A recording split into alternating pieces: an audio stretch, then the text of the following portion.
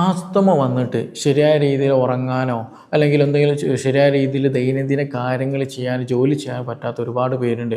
ദിവസവും ഇൻഹേലർ 3, 4, 5 പല തവണകളായിട്ട് യൂസ് ചെയ്യേണ്ട വളരെയധികം കഷ്ടപ്പെടുന്ന ഒരുപാട് ആളുകൾ ഇന്ന് നമ്മുടെ വീട്ടിലും ചുറ്റുവട്ടത്തും കൂടിക്കൊണ്ടിരിക്കുന്ന ഒരവസ്ഥയിലാണ്.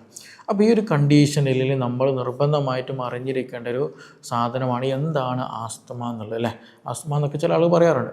അപ്പോൾ ഇത് വരാൻ എന്താണ് റീസൺ, ഇത് എങ്ങനെയാണ് ഇത് കൂടുന്നത്, ഇതിന് ബേസിക് റീസൺ. ഇന്നിപ്പോൾ ചെറിയ കുട്ടികളിലും ചെറുപ്പത്തിലേ തുമ്മലും ജലദോഷം അലർജി വന്നിട്ടും ആസ്തമ വന്നിട്ടും ബുദ്ധിമുട്ടുള്ള ആളുകളൊക്കെ ഉണ്ട്, ചെറിയ കുട്ടികൾക്ക് തന്നെ.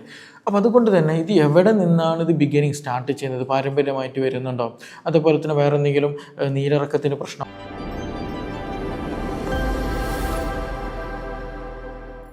ആസ്തമ വന്നിട്ട് ശരിയായ രീതിയിൽ ഉറങ്ങാനോ അല്ലെങ്കിൽ എന്തെങ്കിലും ശരിയായ രീതിയിൽ ദൈനംദിന കാര്യങ്ങൾ ചെയ്യാൻ ജോലി ചെയ്യാൻ പറ്റാത്ത ഒരുപാട് പേരുണ്ട്.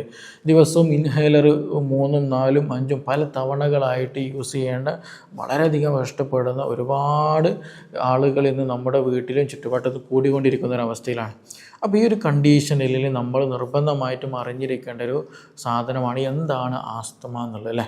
ആസ്തമ എന്നൊക്കെ ചില ആളുകൾ പറയാറുണ്ട്. അപ്പോൾ ഇത് വരാൻ എന്താണ് റീസൺ, ഇത് എങ്ങനെയാണ് ഇത് കൂടുന്നത്, ഇതിന് ബേസിക് റീസൺ. ഇന്നിപ്പോൾ ചെറിയ കുട്ടികളിലും ചെറുപ്പത്തിലേ തുമ്മലും ജലദോഷം അലർജി വന്നിട്ടും ആസ്തമ വന്നിട്ടും ബുദ്ധിമുട്ടുള്ള ആളുകളൊക്കെ ഉണ്ട്, ചെറിയ കുട്ടികൾക്ക് തന്നെ.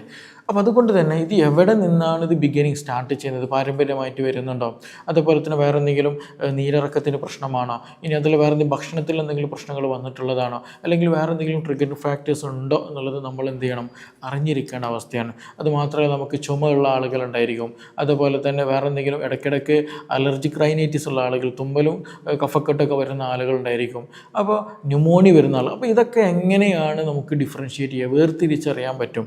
ആസ്തമയുടെ പ്രത്യേകത എന്താണ്, അതൊക്കെ നമ്മൾ അറിഞ്ഞിരിക്കേണ്ട ഒരു വിഷയമാണ്. ഇത് വന്നാൽ തന്നെ ഡോക്ടറെ കാണിക്കേണ്ടതുണ്ടോ, ഇൻഹേലർ ചെയ്തതിൽ എന്തെങ്കിലും നിർത്തിവെച്ച എന്തെങ്കിലും പ്രശ്നമുണ്ടോ, ഇതിന് വേറെ എന്തെങ്കിലും ഹോം റെമഡീസ് ഉണ്ടോ എന്നതിനെ കുറിച്ചിട്ടൊക്കെയാണ് ഇന്ന് നമ്മൾ ഡിസ്കസ് ചെയ്യാൻ പോകുന്നത്. എൻ്റെ പേര് doctor Siraj, medical officer, QNB health care, Koduvally. ഈ ആസ്തമ എന്ന് പറയുന്നത് സ്വാഭാവികമായിട്ടും റെസ്പിറേറ്ററി, നമ്മുടെ ശ്വാസകോശത്തിന് എന്തെങ്കിലും ബുദ്ധിമുട്ട് വന്നിട്ടുണ്ടെങ്കിൽ ഉണ്ടാകുന്ന ഒരു അടയാളം എന്താണ്, ശ്വാസം എടുക്കാൻ പ്രയാസം ഉണ്ടായിരിക്കും എന്നുള്ളത് തന്നെയാണ്. അപ്പോൾ ആസ്തമയുടെ ഒരു പ്രധാന അടയാളം എന്ത് തന്നെയാണ്, ശ്വാസം എടുക്കാൻ പറ്റില്ല എന്നുള്ളത്. നമ്മൾ സംസാരിക്കുമ്പോൾ തന്നെ അങ്ങനെ വലിവ് വരിക, അതുപോലെ തന്നെ ഒരു വീസിങ് സൗണ്ട്, ശ്വാസം എടുക്കുന്ന സമയത്ത് ഒരു ശ്വാസം ഇങ്ങനെ പോകുന്നതിനനുസരിച്ച് നമുക്ക് ആ സൗണ്ട് ഒരു പ്രത്യേക തരത്തിൽ, ചില ആളുകൾക്ക് കൂടിക്കഴിഞ്ഞാൽ ഒരു വിസിലിംഗ് സൗണ്ടൊക്കെ നല്ല കൃത്യമായിട്ട് നമ്മളൊരു വിസിലടിക്കുന്ന തരത്തിലൊക്കെ എന്ത് ചെയ്യും, ഒരു ഇൻറ്റേർണൽ സൗണ്ട് കേൾക്കും എന്നുള്ളതാണ്. അപ്പോൾ ഇത് വരാനുള്ളൊരു പ്രധാന റീസൺ വേറെ ഒന്നല്ല, ചില കണ്ടീഷനുകളിൽ എന്തെങ്കിലും ഇൻഫ്ലമേഷനോ ഇൻഫെക്ഷനൊക്കെ വന്നു കഴിഞ്ഞാൽ എന്ത് ചെയ്യും, നമ്മുടെ ഈ ഒരു ശ്വാസം പോകുന്ന കുഴലുണ്ടല്ലോ, ശ്വസന നാളി എന്ന് പറയും. അപ്പോൾ ആ ഒരു കുഴലിൽ എന്ത് ചെയ്യുന്നുണ്ട്, ഇൻഫ്ലമേഷൻ വന്നിട്ട് അവിടെ എന്ത് ചെയ്യും, മ്യൂക്കസ് വന്നിട്ട് അടയും എന്നുള്ളതാണ്. അല്ലെങ്കിൽ ആ ഇൻഫ്ലമേഷൻ വന്നിട്ട് എന്ത് ചെയ്യും, ആ ഒരു എയർ പാസേജ് ചെയ്യുന്ന ആ ഒരു കുഴലിൻ്റെ തിക്നെസ് കൂടിയിട്ട് അതിൻ്റെ പാസേജിൻ്റെ ഒരു ഓളി എന്ത് ചെയ്യും, കുറയും, അതായത് ചുരുങ്ങി പോകുന്നൊരവസ്ഥ വരും എന്നുള്ളതാണ്.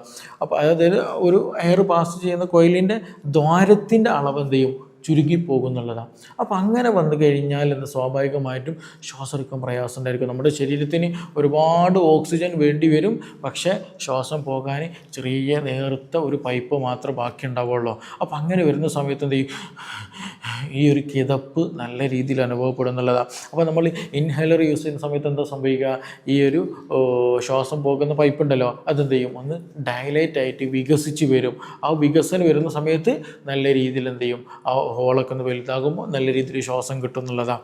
അപ്പോൾ ശരിക്കും പറയുകയാണെന്നുണ്ടെങ്കിൽ ഇത് ഒരു ക്രോണിക് ആയിട്ടുണ്ടാകുന്ന ഒരു ബുദ്ധിമുട്ടാണ്. അതായത് ക്രോണിക് എന്ന് വെച്ചിട്ടുണ്ടെങ്കിൽ ഒരു ആദ്യമൊക്കെ ചെറിയ രൂപത്തിൽ ഇൻഫെക്ഷനും ഇൻഫ്ലമേഷനൊക്കെ വന്ന് മരുന്ന് കുടിക്കുക, പിന്നെ വരിക, അങ്ങനെ ചില ആളുകൾ ചുമ ഇതൊക്കെ വന്നിട്ടുണ്ടായിരിക്കും, പക്ഷേ ശരിയായ രീതിയിൽ എന്തെങ്കിലും ട്രീറ്റ്മെൻ്റ് ഒന്നും എടുക്കില്ല.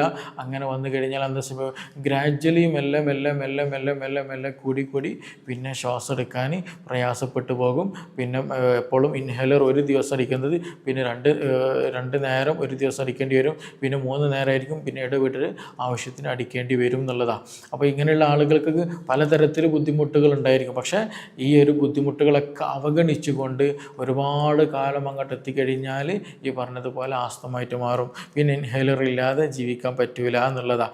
അപ്പോൾ ഇങ്ങനെ ഒരു ബുദ്ധിമുട്ട് വന്നു കഴിഞ്ഞാൽ നമുക്ക് ഒരുപാട് ലക്ഷണങ്ങൾ നമ്മുടെ ശരീരം കാണിക്കും. തുടക്കത്തിൽ തന്നെ കാണിക്കും. ഒന്ന്, ശ്വാസം എടുക്കാൻ പറ്റില്ല എന്നുള്ളതാണ്. രണ്ടാമത്, തുടക്കത്തിൽ ചെറിയ രൂപത്തിൽ എന്ത് ചെയ്യും, ഈ ഒരു ശ്വാസം ബുദ്ധിമുട്ടുകൾ അല്ലെങ്കിൽ ഒരു വിസിലിങ്ങിൻ്റെ ഒരു സൗണ്ട് ചെറിയ രൂപത്തിലൊക്കെ എന്ത് വീസിങ് സൗണ്ട് നമുക്ക് കേൾക്കാൻ പറ്റും. ചില ആളുകൾക്ക് നമുക്കറിയാം, വീട്ടിലുള്ള ആളുകൾക്കൊക്കെ ഉണ്ടെങ്കിൽ നമുക്കറിയാൻ പറ്റും. അവർ സംസാരിക്കുമ്പോൾ ശ്വാസം എടുക്കുന്ന സമയത്തൊക്കെ ആ ഒരു സൗണ്ട് നമുക്കറിയാൻ പറ്റും എന്നുള്ളതാണ്. മൂന്നാമത്തെ ഒരു അടയാളം എന്ന് വെച്ചിട്ടുണ്ടെങ്കിൽ നല്ല രീതിയിൽ ചുമ ഉണ്ടാകുക എന്നുള്ളതാണ്. ചില ആളുകൾക്ക് നല്ല രീതിയിൽ കഫക്കെട്ടോട് കൂടിയിട്ടുള്ള ചുമ വരും. അതായത് കഫം തുപ്പിയിട്ട് വരുന്ന ചുമ ഉണ്ടായിരിക്കും. ചിലപ്പോൾ നല്ല ഡ്രൈ കഫായിട്ട് ഉണ്ടാവുക. അതായത് കഫമൊന്നും വരില്ല, പക്ഷേ നിൽക്കാതെ ചുമക്കുന്ന ഒരവസ്ഥ വരും എന്നുള്ളതാണ്. നാലാമത്, നല്ല ക്ഷീണം ഉണ്ടായിരിക്കും. ആൾക്ക് എപ്പോഴും കിടക്കണം, ഒരു ബോഡിക്ക് നല്ല ക്ഷീണം, എന്തെങ്കിലും ഒന്ന് സ്റ്റെപ്പ് കയറാനോ കൂടുതൽ സംസാരിക്കാനൊന്നും പറ്റാത്ത ഒരു ലക്ഷണമായിട്ട് അവരിലും അങ്ങനെ ഉണ്ടാകാറുണ്ട് എന്നുള്ളതാണ്. അഞ്ചാമത്തെ ഒരു ലക്ഷണം ഏതാണെന്ന് ചോദിക്കുകയാണെങ്കിൽ ചെസ്റ്റിലൊരു കനം പോലെ അനുഭവം, ഒരു നെഞ്ചത്തൊരു ഭാരമുള്ളത് പോലെ, ശ്വസിക്കാനൊന്നും പറ്റുന്നില്ല, നല്ല ക്ഷീണമൊക്കെ അനുഭവപ്പെടുക, ഒരു കനം എപ്പോഴും അനുഭവപ്പെടുന്നുണ്ടെങ്കിൽ അതെന്താണ്, ഈ പറഞ്ഞതുപോലെ ഈ ഒരു ആസ്മയുടെ ഒരു ലക്ഷണമായിട്ടാണ് നമ്മൾ കണക്ക് കൂട്ടേണ്ടത്. അതേപോലെ തന്നെ നമുക്ക് ഈ ശ്വാസം പുറത്തേക്ക് വിടാനൊക്കെ എന്ത് ചെയ്യേണ്ടി വരും, കൂടുതൽ സമയം എടുക്കേണ്ടി വരും എന്നുള്ളത്. അത് പുറത്തേക്ക് അങ്ങോട്ട് പെട്ടെന്ന് ശ്വാസം പോലെ, കാരണം നമ്മുടെ ലങ്സും നമ്മുടെ ഇൻറ്റേർണൽ ഓർഗൻസൊക്കെ വീക്ക് ആയതുകൊണ്ട് തന്നെ ശരിയായ രീതിയിൽ കംപ്ലീറ്റ്ലി എന്ത് ചെയ്യില്ല, കാർബൺ ഡൈ ഓക്സൈഡ് പുറത്തേക്ക് തള്ളാൻ പറ്റില്ല. അപ്പോൾ ശ്വാസം പുറത്തേക്ക് വിടാൻ വളരെ പ്രയാസപ്പെടുന്നത് ഇതിൻ്റെ ഒരു അടയാളമായിട്ട് പറയാറുണ്ട്. അതായത് ആസ്മയുടെ ഒരു അടയാളമായിട്ട്. അപ്പോൾ ഏതൊക്കെ പറഞ്ഞ്, ചെസ്റ്റിൽ നല്ല കനം അനുഭവപ്പെടുക, നല്ല രീതിയിൽ ചുമ അനുഭവപ്പെടുക, വീസിങ്ങിൻ്റെ സൗണ്ട് വരിക, പിന്നെ നല്ല ക്ഷീണം തോന്നുക, പിന്നെ ചെസ്റ്റ് പെയിൻ വരിക, ഇതൊക്കെ എന്താണ് ഈ പറഞ്ഞ ആസ്മയുടെ അടയാളങ്ങളാണ്. ഇപ്പോൾ ഇത് ഏതൊക്കെ സമയത്ത് വരിക എന്ന് ചോദിക്കുകയാണെങ്കിൽ പല തരത്തിലുള്ള കണ്ടീഷനുകൾ എന്ത് ചെയ്യാറുണ്ട്, ഈ ആസ്മ ഉണ്ടാകാറുണ്ട് എന്നുള്ളതാണ്. ഒന്ന് നമുക്ക് എടുത്തു പറയാനുള്ളതാണ് അലർജി ഉണ്ടാക്കുന്ന പൊടികളോ സ്മെല്ലുകളോ പോളൻ ഗ്രെയിൻസുകളോ അങ്ങനെ എന്തെങ്കിലുമൊക്കെ ഉണ്ടെങ്കിൽ ആസ്മ കൂടുതലായിട്ട് വരും. ഞാൻ നേരത്തെ പറഞ്ഞല്ലോ, നമ്മുടെ ഈ ഒരു ശ്വാസം കടന്നു പോകുന്ന കുഴലിൽ എന്ത് ചെയ്യുന്നതാണ്, അമിതമായിട്ട് മ്യൂക്കസ് പ്രൊഡ്യൂസ് ചെയ്യുക, അല്ലെങ്കിൽ അവിടെ ഇൻഫ്ലമേഷൻ വന്നിട്ട് വീക്കം വരുന്നൊരവസ്ഥയാണെന്നുള്ളതാണ്. അപ്പോൾ ഹൈപ്പറായിട്ട് നമ്മുടെ ബോഡി അവിടെ റെസ്പോണ്ട് ചെയ്യുന്ന സമയത്താണ് ഈ ശ്വസിക്കാൻ ബുദ്ധിമുട്ട് വരുന്നത്. അപ്പോൾ ചില കണ്ടീഷനിൽ എന്ത് ചെയ്യും, ഈ പറഞ്ഞതുപോലെ പോളൻ ഗ്രെയിൻസുകളോ പൊടികളോ അങ്ങനെ അലർജൻസ് വന്നു കഴിഞ്ഞാൽ എന്ത് ചെയ്യും, ഈ പറഞ്ഞ ശ്വസന നാളിൽ അമിതമായിട്ട് പ്രതികരണം ഉണ്ടാകും, ബോഡി പ്രതികരിക്കും.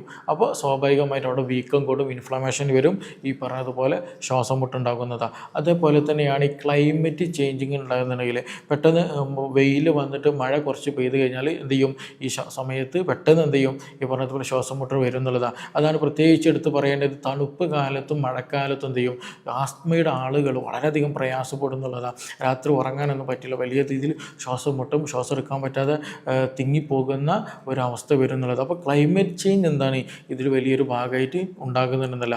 അതേപോലെ എൻവയോൺമെൻറ്റൽ ഫാക്ടേഴ്സ്, അത് ചില പുകകൾ നമുക്ക് പറ്റിക്കോളും. എസ്പെഷ്യലി നമ്മുടെ സ്മോക്കിംഗ് ചെയ്യുന്ന ആളുകൾ, നമ്മൾ ഈവൻ പുറത്തുനിന്ന് സ്മോക്കിംഗ് ഉള്ളത് നമ്മൾ അകത്തേക്ക് വലിച്ച് വേറെ ആൾ വലിക്കുന്നുണ്ടായിരിക്കുമല്ലോ, പക്ഷേ നമ്മളതിൻ്റെ പുക ശ്വസിക്കുന്ന സമയത്ത് തന്നെ ചിലപ്പോൾ എന്ത് ചെയ്യും, ഈ ആസ്മയുടെ പ്രശ്നങ്ങൾ ചില ആളുകൾക്ക് ഉണ്ടാകാറുണ്ട്. അപ്പോൾ നമ്മൾ മാത്രം നോക്കിയാൽ പോരാ, നമ്മുടെ ചുറ്റുപാട്ടം എന്ത് ചെയ്യേണ്ടതുണ്ട്, നമ്മൾ നോക്കേണ്ടതുണ്ട്. അതേപോലെ തന്നെയാണ് നമുക്ക് എന്തെങ്കിലും റെസ്പിറേറ്ററി ഇൻഫെക്ഷൻ, ന്യൂമോണിയ പോലെയുള്ള അല്ലെങ്കിൽ ബ്രോങ്കൈറ്റിസ് പോലുള്ള മറ്റെന്തെങ്കിലും ഇൻഫെക്ഷനൊക്കെ നമ്മുടെ ബോഡിയിൽ വന്നിട്ടുണ്ടെന്നുണ്ടെങ്കിൽ ഈ പറഞ്ഞതുപോലെ ആസ്മ ഉണ്ടാകാനുള്ള സാധ്യത വളരെ കൂടുതലാണ്. അതേപോലെ ഇമോഷണലി നല്ല സ്ട്രെസ്സുള്ള ആളുകൾ, നല്ല ആങ്സൈറ്റി ഉള്ള ആളുകൾ, മാനസിക സമ്മർദ്ദം, ഡിപ്രഷനുള്ള ആളുകൾക്ക് ഈ പറഞ്ഞതുപോലെ അത് റിലേറ്റഡ് ആയിട്ടും എന്ത് ചെയ്യാറുണ്ട്, ശ്വാസം എടുക്കാൻ ബുദ്ധിമുട്ടും ശ്വാസം മുട്ടൊക്കെ അനുഭവപ്പെടാറുണ്ട് എന്നുള്ളതാണ്. അപ്പോൾ പല കാരണങ്ങൾ കൊണ്ട് എന്ത് സംഭവിക്കുന്നുണ്ട്, ഈ ആസ്തമ സംഭവിക്കുന്നുണ്ടെന്നുള്ളത് നമ്മൾ നിർബന്ധമായിട്ട് അറിഞ്ഞിരിക്കുക എന്നുള്ളത്. കാരണം പല ആളുകൾക്കും പല തരത്തിലാണ് ഇതുണ്ടാവുക. ചില ആളുകൾക്ക് മാനസിക സമ്മർദ്ദം മൂലമായിരിക്കും, ചില ആൾക്ക് എന്തെങ്കിലും ഇൻഫെക്ഷൻ കാരണമായിട്ടും, ചില ആളുകൾക്ക് എന്തെങ്കിലും അലർജി റിലേറ്റഡ് ആയിട്ട് കാരണമായിരിക്കും, ചില ആൾക്ക് മറ്റെന്തെങ്കിലും ക്ലൈമറ്റ് ചേഞ്ചിന് കാരണമായിട്ടൊക്കെ ഈ പറഞ്ഞ ബുദ്ധിമുട്ട് ആസ്തമ കൂടുതലായിട്ട് വരും എന്നുള്ളതാണ്. പിന്നെ ലക്ഷണങ്ങൾ നമ്മൾ നേരത്തെ പറഞ്ഞതുപോലെ ആ ടൈറ്റ്നസ്സും വേദനയും അതുപോലെ രാത്രി ഉറങ്ങാൻ പറ്റാത്ത പ്രയാസങ്ങളും അതൊക്കെ തന്നെയാണ് ഇതിൻ്റെ ലക്ഷണങ്ങളായിട്ട് വരുന്നതുള്ളത്. അപ്പോൾ ഇത് വരാതിരിക്കാൻ നമ്മൾ എന്തൊക്കെ ചെയ്യണമെന്നുണ്ടെങ്കിൽ, ഒന്ന് നമ്മൾ എന്ത് ചെയ്യണം, നമുക്ക് പെട്ടെന്നൊരു അസുഖം വന്നാൽ വേണം ട്രീറ്റ് ചെയ്യുക എന്നുള്ളതാണ്. ബ്രോങ്കൈറ്റിസോ അല്ലെങ്കിൽ ജലദോഷമോ അലർജിക് റൈനൈറ്റിസ് എന്തെങ്കിലുമൊക്കെ വന്നു കഴിഞ്ഞാൽ എന്ത് ചെയ്യുക, വേഗം അതിന് ട്രീറ്റ് ചെയ്യണം. നമ്മൾ കാത്തു വെച്ചിരിക്കുന്ന ഒരു കണ്ടീഷൻ ഉണ്ടാകരുത്. അത് കാത്തു വെക്കുന്ന സമയത്താണ്, പലപ്പോഴും ക്രോണിക് ആകുന്ന സമയത്താണ് ആസ്മയിലേക്ക് ശ്വാസം മുട്ടി ബുദ്ധിമുട്ടിലേക്ക് നമ്മളെ മിക്ക ആളുകളെയും കൊണ്ടെത്തിക്കുന്നത്. അതുപോലെ സ്മോക്കിംഗ് പോലെ ശീലങ്ങളുണ്ടെങ്കിൽ എന്ത് ചെയ്യണം, നമ്മൾ ഒഴിവാക്കണം. അലർജൻസിലൊക്കെ നമ്മൾ കൂടുതൽ സമയം ചിലവഴിക്കുന്നുണ്ട്. നമ്മൾ പൊടിപടലങ്ങളിൽ പോളൻ ഗ്രെയിൻസിലോ എന്തെങ്കിലും മറ്റെന്തെങ്കിലും പെറ്റ്സിൻ്റെ കൂടെയൊക്കെ സമയം ചിലവഴിക്കുന്നുണ്ടെങ്കിൽ അത് നമ്മൾ എന്ത് ചെയ്യണം, കംപ്ലീറ്റ് ഒഴിവാക്കാൻ ശ്രദ്ധിക്കുക എന്നുള്ളതാണ്. അതുപോലെ നല്ല വെജിറ്റബിൾസും ഫ്രൂട്ട്സുകളും നമ്മൾ ഭക്ഷണത്തിൽ ഉൾപ്പെടുത്തുക എന്നുള്ളത്. ആൻറ്റി ഓക്സിഡൻസ് കൂടിയ വൈറ്റമിൻ സി ഒക്കെ അടങ്ങിയിട്ടുള്ള, അതുപോലെ തന്നെയാണ് കുറുക്കുമിനൊക്കെ അടങ്ങിയിട്ടുള്ള, അതുപോലെ അലിസിൻ അടങ്ങിയിട്ടുള്ള, അതായത് വെളുത്തുള്ളി, മഞ്ഞളും ഗ്രാമ്പും കറുവപ്പട്ടൊക്കെ അടങ്ങിയിട്ടുള്ള നല്ല ഭക്ഷണങ്ങൾ, സ്പൈസി ഫുഡുകൾ ആവശ്യത്തിന് കഴിക്കുക എന്നുള്ളത്. നല്ല ചുവന്നമുളക് കിട്ടത് കഴിക്കണം എന്നല്ല, നല്ല ആവശ്യത്തിന് ഉപയോഗിക്കുന്ന നോർമൽ സ്പൈസസുകളൊക്കെ എന്തെങ്കിലും നമ്മൾ ഭക്ഷണത്തിൽ ഉൾപ്പെടുത്തുക എന്നുള്ളതാണ്. അതുപോലെ ഇളം ചൂടുള്ള വെള്ളം കുടിക്കുക എന്നുള്ളതാണ്. കാരണം ഈ പറഞ്ഞ കഫം നേർത്ത് വരാനും ശ്വസനം എളുപ്പമാനൊക്കെ നന്നായിട്ട് ഹെൽപ്പ് ചെയ്യും. അതേപോലെ തന്നെ നല്ല രീതിയിൽ ആവി പിടിക്കുക. നമുക്ക് മെന്തോളോ തൈമോളൊക്കെ ഇട്ട് എന്ത് ചെയ്യുക, നല്ല രീതിയിൽ യൂക്കാലിപ്സ് ഒക്കെ ഇട്ടിട്ട് നല്ല രീതിയിൽ ആവി പിടിക്കുക. അപ്പോൾ ആവി പിടിക്കുന്ന സമയത്ത് ഈ പറഞ്ഞതുപോലെ എന്ത് ചെയ്യും, നമ്മുടെ ശ്വാസം കടന്നു പോകുന്ന ആ ഒരു ഇത് വികസിച്ച് വരാനും നല്ല ഈസി ആയിട്ട് ശ്വാസം കടന്നു പോകാനൊക്കെ അത് ഹെൽപ്പ് ചെയ്യും എന്നുള്ളതാണ്. അതുപോലെ തന്നെ രാവിലെ സമയത്ത് കുളിക്കാൻ ശ്രദ്ധിക്കുക എന്നുള്ളത്. ചില ആളുകൾക്ക് നീരിറക്കത്തിന് പ്രയാസം ഉണ്ടായിരിക്കും. അപ്പോൾ അങ്ങനെ നീരിറക്കം വരാതെ ശ്രദ്ധിക്കുക എന്നുള്ളതാണ്. രാവിലെ ഒരു 8 മണിയുടെ മുമ്പായിട്ട് തന്നെ പരമാവധി തല നനച്ച് കുളിക്കുക. കുളി കഴിഞ്ഞിട്ടുണ്ടെങ്കിലും മുടി നല്ല രീതിയിൽ ഉണക്കാൻ ശ്രദ്ധിക്കുക. സ്കൂളിൽ പോകുന്ന കുഞ്ഞുങ്ങൾ, കോളേജിൽ പോകുന്നവരൊക്കെ ഉണ്ടെന്നുണ്ടെങ്കിൽ നിർബന്ധമായിട്ട് എന്ത് ചെയ്യുക, നേരത്തെ കുളിച്ച് മുടി മാറുന്നു ഉണങ്ങിയതിന് ശേഷം മുടി കെട്ടിയിട്ട് എന്ത് ചെയ്യുക, തട്ടയിട്ടിടൊക്കെ പോകുന്നവർ അങ്ങനെ തട്ടം തിരിച്ചിട്ട് എന്ത് ചെയ്യാൻ പാടുള്ളൂ, മുടി ഉണങ്ങിയതിന് ശേഷം മാത്രമേ തട്ടയിടാൻ പാടുള്ളൂ. എന്നിട്ട് എന്ത് ചെയ്യാൻ പാടുള്ളൂ, ഹോസ്പിറ്റലുകൾ എന്ത് വർക്കിനാണെങ്കിലും ശരി, അതേപോലെ തന്നെ എന്തെങ്കിലും കോളേജിൽ പഠിക്കാൻ പോകുകയാണെങ്കിലും ശരി, നമ്മൾ ഔട്ട് സൈഡിലേക്ക് പോകാൻ പാടില്ല എന്നുണ്ടെങ്കിൽ നീരിറക്കം നല്ലോണം ബാധിക്കും എന്നുള്ളതാണ്. അതേപോലെ തന്നെ നമ്മൾ യൂസ് ചെയ്യുന്ന ഹെയർ ഓയിലുകൾ ഉണ്ടെങ്കിൽ അത് ശ്രദ്ധിക്കുക. എസ്പെഷ്യലി അലോവേര പോലെയുള്ള, അതേപോലെ തന്നെ ചെമ്പരത്തി താളിയൊക്കെ നമ്മൾ കൂടുതൽ യൂസ് ചെയ്യുന്നുണ്ടെങ്കിൽ ഈ തണുപ്പ് കോൾഡ് നമ്മുടെ ബോഡിക്ക് നല്ലോണം ബാധിക്കും, ശ്വാസം മുട്ട് പെട്ടെന്ന് വരും എന്നുള്ളതാണ്. അതേപോലെ നമ്മൾ ശ്രദ്ധിക്കേണ്ടത് തണുത്ത ഭക്ഷണങ്ങൾ എന്ത് ചെയ്യുക, പരമാവധി ഒഴിവാക്കുക. അതുപോലെ രാത്രി സമയത്തും അതേപോലെ ഈവനിങ് സമയത്തൊക്കെ എന്ത് ചെയ്യുക, പുളി കൂടിയ ഭക്ഷണങ്ങളും തണുത്ത ഭക്ഷണങ്ങൾ, പാലുൽപ്പന്നങ്ങൾ പരമാവധി ഒഴിവാക്കുക എന്നുള്ളത്. കാരണം കഫക്കെട്ട് കൂടുതലായിട്ട് വരാനുള്ള സാധ്യതയുണ്ട് എന്നുള്ളതാണ്. അപ്പോൾ ഇതൊക്കെ നമ്മൾ ശ്രദ്ധിക്കേണ്ടതാണ്. എല്ലാവർക്കും വരുന്നല്ല, പക്ഷേ കോമൺ ആയിട്ട് ഈ ബുദ്ധിമുട്ട് വരും എന്നുള്ളതാണ്. പ്രത്യേകിച്ച് രാത്രി സമയത്തൊക്കെ നമുക്ക് ഉറങ്ങുന്നതിൻ്റെ ഇടയിൽ ചില ആളുകൾക്ക് എന്ത് ചെയ്യാറുണ്ട്, ഈ ശ്വാസം മുട്ട് കൂടുതൽ വരാറുണ്ട്. കാരണം എന്താണ്, എൻവിയോൺമെൻറ്റ് നല്ല രീതിയിൽ കോൾഡ് ആക്കുന്ന ഒരു ടൈമാണ്. അപ്പോൾ ആ തണുപ്പ് വരുന്ന സമയത്ത് നമ്മുടെ ബോഡിയിൽ എന്ത് ചെയ്യും, അതിൻ്റെ റിയാക്ഷൻ വരുന്നതാണ്. അപ്പോൾ അതുകൊണ്ട് രാത്രി സമയത്ത് കിടക്കുമ്പോൾ എന്ത് ചെയ്യുക, നമ്മുടെ AC-യും ഫാനൊക്കെ നിർബന്ധമായിട്ട് ശ്രദ്ധിക്കേണ്ടതുണ്ട്. അതിൽ നിന്ന് നീരിറക്കം വരാനും കഫക്കെട്ട് വരാനും ആസ്തമ ഉണ്ടാകാനുള്ള സാധ്യത വളരെ കൂടുതലാണെന്നുള്ളതാണ്. അപ്പോൾ ഇത് ബഹുഭൂരിപക്ഷം ആളുകൾക്ക് വരുന്നത് നമ്മുടെ അശ്രദ്ധ മൂലമാണ്, നമ്മുടെ ജീവിതശൈലി പ്രോപ്പറാകാത്തത് കൊണ്ടാണ്, നമ്മൾ ശരിയായ രീതിയിൽ ഒരു അസുഖം വന്നിട്ട് ട്രീറ്റ്മെൻറ്റ് ചെയ്യാത്തത് കൊണ്ട് തന്നെയാണ്. ഇനി വന്നാൽ തന്നെ നമ്മളിപ്പോൾ ഹോസ്പിറ്റലിൽ പോകൽ എപ്പോഴും കൂടിക്കഴിയുന്ന സമയത്തായിരിക്കും. ചില ആളുകൾക്ക് നിർബന്ധമായിട്ട് നമ്മൾ ശ്രദ്ധിക്കേണ്ടതാണ്. ചിലപ്പോൾ എന്ത് ചെയ്യും, നമുക്ക് ഈവൻ സംസാരിച്ചൊരു വാക്ക് പൂർത്തീകരിക്കാൻ കഴിയുന്നില്ല. അതേപോലെ തന്നെ നല്ല ക്ഷീണം വരിക, ശക്തിയായ രീതിയിൽ ശ്വാസം മുട്ട് അനുഭവപ്പെടുക. അതുപോലെ തന്നെ കൈകളും മുഖത്തൊക്കെ എന്ത് ചെയ്യുക, സ്കിന്നിലൊക്കെ ബ്ലൂയിഷ് കളർ, നീല കളർ വരുന്ന ഒരവസ്ഥ വരിക. ഇതൊക്കെ എന്താണ്, ശരീരത്തിൽ നല്ല തോതിൽ ഓക്സിജൻ കുറയുന്നുണ്ട് എന്നുള്ള അടയാളം. അതുപോലെ ബോധം നഷ്ടപ്പെടുക, അതായത് നമ്മൾ അബോധാവസ്ഥയിലാകുന്ന രീതിയിൽ പെരുമാറ്റം അനുഭവപ്പെടുക. ഇതൊക്കെ അത് റിലേറ്റഡ് ആയിട്ട് വരുന്നതാണ്. നമ്മുടെ ബോഡി കംപ്ലീറ്റ് വീക്കാകുന്നതാണ്, ഓക്സിജൻ കുറയുന്ന അവസ്ഥയാണ്. അപ്പോൾ വേഗം നമ്മൾ എന്ത് ചെയ്യണം, ഹോസ്പിറ്റലിൽ പോയിട്ട് അവിടെ നിന്ന് ട്രീറ്റ്മെൻറ്റ് ചെയ്യേണ്ടതുണ്ട്. ഇനി അത് മാത്രമല്ല, നമ്മളിപ്പോൾ ഡോക്ടേഴ്സ് ചിലപ്പോൾ ഇൻഹേലർ കൊടുക്കുന്ന അവസ്ഥ വരാറുണ്ട്. അപ്പോൾ ഇൻഹേലർ ഒന്ന് കംപ്ലീറ്റ്ലി നമ്മൾ അതിന് ഡിപ്പെൻഡഡ് ആയി പോവുകയും ചെയ്യരുത്, അതേസമയം തീരെ ഉപയോഗിക്കാതിരിക്കുന്ന ഒരവസ്ഥയും വരരുത് എന്നുള്ളതാണ്. ഡോക്ടറുടെ നിർദ്ദേശം അനുസരിച്ചിട്ട് പൂർണ്ണമായിട്ടും അവരുടെ നിയന്ത്രണത്തിൽ മാത്രം എന്ത് ചെയ്യാൻ പാടുള്ളൂ, ഇൻഹേലർ യൂസ് ചെയ്യാൻ പാടുള്ളൂ. സ്ഥിരമായിട്ട് എന്തെങ്കിലും വരുമ്പോൾ തന്നെ വേഗം എന്ത് ചെയ്യരുത്, ഇൻഹേലർ സ്വന്തം ഇഷ്ടപ്രകാരം വാങ്ങരുത്. കാരണം വീട്ടിലൊരാൾക്ക് ഉണ്ടായിരിക്കും, അത് തന്നെ എനിക്കും മതി എന്നുള്ള രീതിയിൽ വേഗം നമ്മുടെ തീരുമാനത്തിന് പോയിട്ട് വാങ്ങുന്ന യൂസ് ചെയ്യുന്ന ഒരവസ്ഥ ഉണ്ടാകരുത്. വീട്ടിലൊരാൾക്കുണ്ടല്ലോ അത് തന്നെ യൂസ് ചെയ്യുകയും ചെയ്യരുത്. എല്ലാ ആളുകൾക്കും ശ്വാസം മുട്ട് എന്തുകൊണ്ട് വരില്ല, ആസ്തമ കൊണ്ട് തന്നെ ആകണം എന്നില്ല. പല രീതികളും പല കാരണങ്ങൾ കൊണ്ട് എന്ത് ചെയ്യാറുണ്ട്, ശ്വാസം മുട്ട് വരാറുണ്ട് എന്നുള്ളതാണ്. അപ്പോൾ അതുകൊണ്ട് ഒരു ഫിസിഷ്യൻ്റെ സഹായത്തോട് കൂടിയിട്ട് മാത്രമേ നമ്മൾ ഇൻഹേലർ യൂസ് ചെയ്യാൻ പാടുള്ളൂ. ഇൻഹേലർ യൂസ് ചെയ്തത് കൊണ്ട് വലിയ തോതിൽ അഡിക്ഷനോ കാര്യങ്ങളൊന്നും ഉണ്ടാകാറില്ല. പക്ഷേ എന്ത് ചെയ്യണം, ഒരു ഫിസിഷ്യൻ്റെ കൂടെ സഹായത്തോടു കൂടെ യൂസ് ചെയ്യാൻ പാടുള്ളൂ.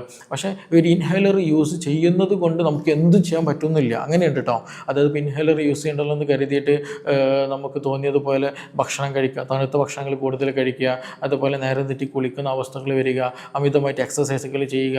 അപ്പോൾ ഇതൊക്കെ എന്ത് ചെയ്യും, ഈ ശ്വാസം മുട്ട് കൂട്ടുന്ന സംഗതികളാണ്. അപ്പോൾ ഇൻഹേലർ എടുക്കുന്നുണ്ടല്ലോ എന്ന് കരുതിയിട്ട് എന്ത് ചെയ്യരുത്, ഇതൊന്നാകെ ചെയ്യുകയും ചെയ്യരുത്. നമ്മൾ പൊതുവേ ഷുഗർ വന്ന രോഗികൾ പ്രത്യേകത എന്താണ്, അവർ ഇൻസുലിൻ എടുക്കുന്നുണ്ടാകും, നല്ലോണം മധുരം ചോറും കഴിക്കുന്നുണ്ടാകും, ഒരു കാര്യമില്ല എന്നതുപോലെ തന്നെ ഇവിടെ നമ്മൾ ശ്രദ്ധിക്കേണ്ടത്. ഇനി അതല്ല, നമുക്ക് ഇൻഹേലർ ഇല്ലാതെയും എന്ത് ചെയ്യാൻ പറ്റും, നല്ല രീതിയിൽ കറക്റ്റ് പ്രൊസീജിയേഴ്സും കാര്യങ്ങളൊക്കെ ശ്രദ്ധിച്ച് നമ്മൾ പറയുന്ന കാര്യങ്ങളൊക്കെ ശ്രദ്ധിച്ച് പോവുകയാണെന്നുണ്ടെങ്കിൽ ആ ശ്വാസം മുട്ട് മാറ്റുന്ന പല ട്രീറ്റ്മെൻറ്റുകൾ ഇന്ന് മാർക്കറ്റിൽ അവൈലബിൾ ആണ്, നമ്മുടെ ചുറ്റുവട്ടത്ത് അവൈലബിൾ ആണ്. പ്രത്യേകിച്ച് ചില അലർജിക് റിയാക്ഷനുകളിലൂടെ വരുന്ന ശ്വാസം മുട്ടുണ്ടല്ലോ, അത് IgE കൂടുന്നുണ്ട്, ഈസിനോഫിലിക് കൂടുന്നുണ്ട്, അത് റിലേറ്റഡ് ആയിട്ട് വരുന്ന ഇൻഫെക്ഷൻ കാരണമായിട്ടൊക്കെ ഉണ്ടാകുന്ന ഈ ശ്വാസം മുട്ടൊക്കെ നമുക്ക് എന്ത് ചെയ്യാൻ പറ്റുന്നത്, മെഡിസിനൊക്കെ ഉപയോഗിച്ചിട്ട് ട്രീറ്റ് ചെയ്യാൻ പറ്റുന്നത് തന്നെയാണ്.